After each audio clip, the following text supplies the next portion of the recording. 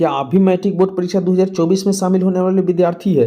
क्या आपका जो है साइंस का पेपर 20 फरवरी का होने वाला है और आपके मन में अभी से ही सवाल चल रहा है कि आपको साइंस के पेपर में क्या लिखिएगा, वैसे कौन सा प्रश्न पूछे जाएंगे जिनके जवाब आप सही सही दीजिएगा या नहीं दीजिएगा, या आपको सवाल ये भी चल रहा है मन में कि फिजिक्स कैसे पढ़े, केमिस्ट्री कैसे पढ़े, बायोलॉजी कैसे पढ़े, ताकि हम लोगों का है जो तीनों विषय का मिलाकर जो 1 से 80 व 19 प्रश्न पूछा जाता है, जिनमें से 40 प्रश्न हम लोग का सही सही हो पाए, तो बिल्कुल आप टेंशन छोड़ दीजिए, क्योंकि आपको अब टेंशन करने की आवश्यकता नहीं है, क्योंकि यह वीडियो आपके लिए बिल्कुल इंपॉर्टेंट होने वाला है। क्योंकि इस वीडियो में हम तीनों विषय का जो है फिजिक्स, केमिस्ट्री, बायोलॉजी का निचोड़ प्रश्न लाए हैं जो हर साल निश्चित रूप से पूछे जाते हैं। तो आपको बता दें कि इस वीडियो के माध्यम से आपको वही प्रश्न बताया जा रहा है जो आपका पूरे प्रॉब्लम यानी पूरे टेंशन को दूर कर दे, और एक ही वीडियो देखने के बाद आप लोगों का सारा जो है ऑब्जेक्टिव का टेंशन खत्म हो जाए और आप साइंस का पेपर में अच्छे से अच्छे अंक करके आ जाए। तो चलिए देरी नहीं करते हुए वीडियो को शुरू करते हैं। उससे पहले आपका निर्देश क्या होता है बता देते हैं।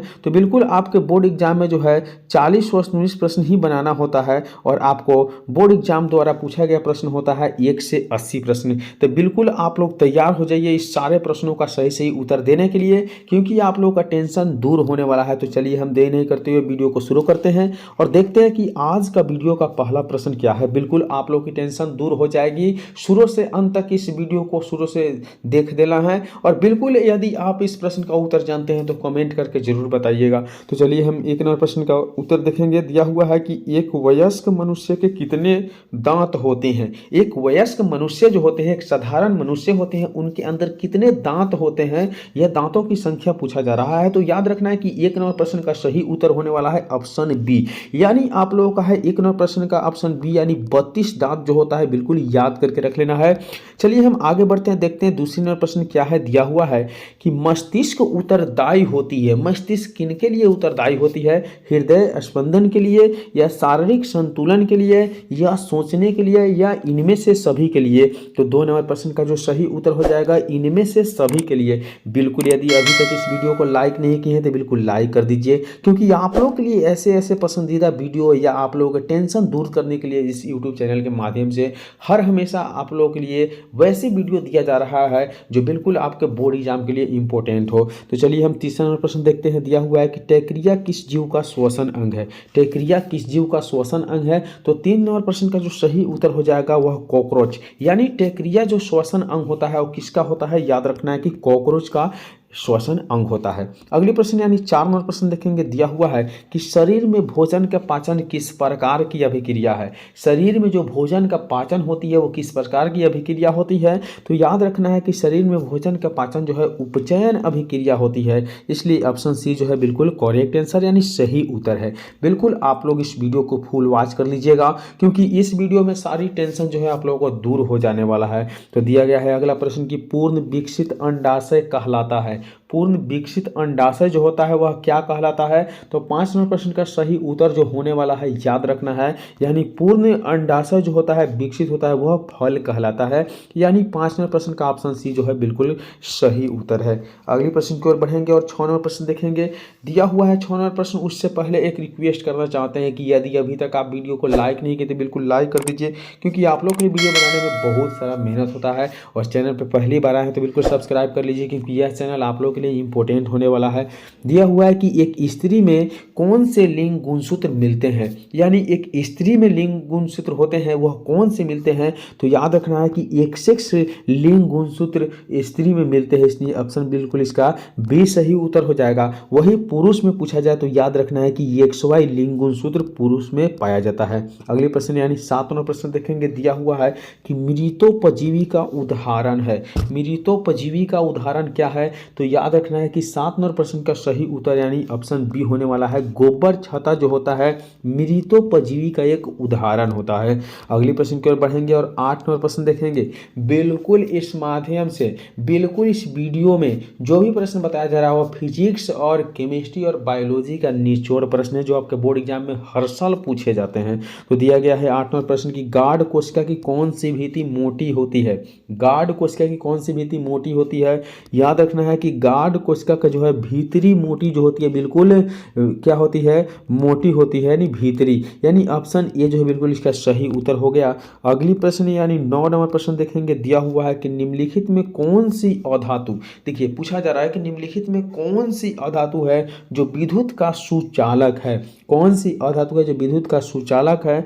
याद रखना है कि ग्रेफाइट, यानी ग्रेफाइट वह धातु है जो बिल्कुल क्या होता है, विद्युत का सुचालक होता है। चलिए अगली प्रश्न की ओर बढ़ते हैं और 10 नंबर प्रश्न देखते हैं। दिया हुआ है कि बैटरी का अम्ल होता है, बैटरी का अम्ल कैसा होता है, तो याद रखना है कि 10 नंबर प्रश्न का सही उत्तर ऑप्शन सी अर्थात बैटरी का जो अम्ल होता है सांद्र H2SO4, यानी ऑप्शन सी बिल्कुल सही उत्तर है। अगली प्रश्न की ओर बढ़ेंगे और देखेंगे 11 नंबर प्रश्न दिया हुआ है कि कली चूना का रासायनिक सूत्र है, कली चूना का रासायनिक सूत्र क्या है, तो 11 नंबर प्रश्न का जो सही उत्तर होने वाला है वो ऑप्शन सी यानी CaO जो है, कैल्शियम ऑक्साइड, यानी CaO जो है कली चूना का एक रासायनिक सूत्र है। अगली प्रश्न यानी 12 नंबर प्रश्न देखेंगे, दिया हुआ है आयोडीन युक्त नमक है, आयोडीन युक्त नमक इनमें से कौन है, यह पूछा जा रहा है। तो 12 नंबर प्रश्न का सही उत्तर होने वाला है ए और बी दोनों, यानी आयोडीन युक्त जो नमक होता है NaCl प्लस Ki होता है और NaCl प्लस KiO3 होता है, याद रखना है।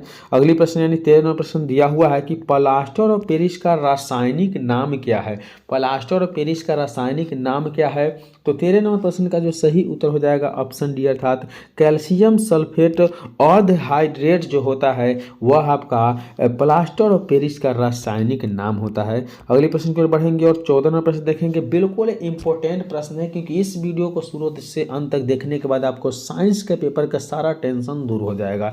यानी 14 नंबर प्रश्न दिया हुआ है कि लौंग तेल किस प्रकार का सूचक है, लौंग तेल जो है किस प्रकार का सूचक है, तो 14 नंबर प्रश्न का सही उत्तर ऑप्शन सी अर्थात गंधीय सूचक है। कैसा सूचक है, गंधीय सूचक जो है लौंग और तेल है।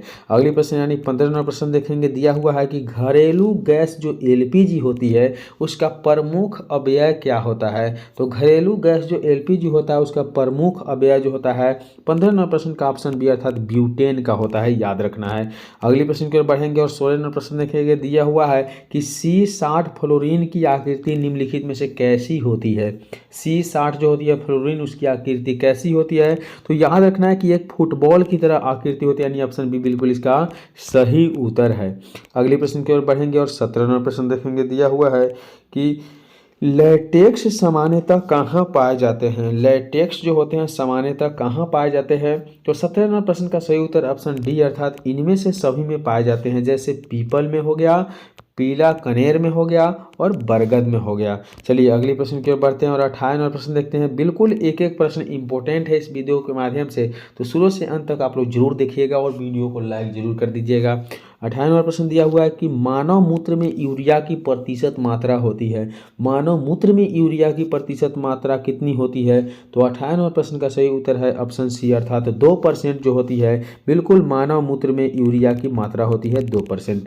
अगले प्रश्न की ओर बढ़ेंगे और देखेंगे 19 नंबर प्रश्न दिया हुआ है भ्रूण का विकास होता है, भ्रूण का विकास कहाँ होता है, तो याद रखना है कि 9 नंबर प्रश्न का सही उत्तर ऑप्शन सी अर्थात भ्रूण का जो विकास है वह गर्भाशय में होती है।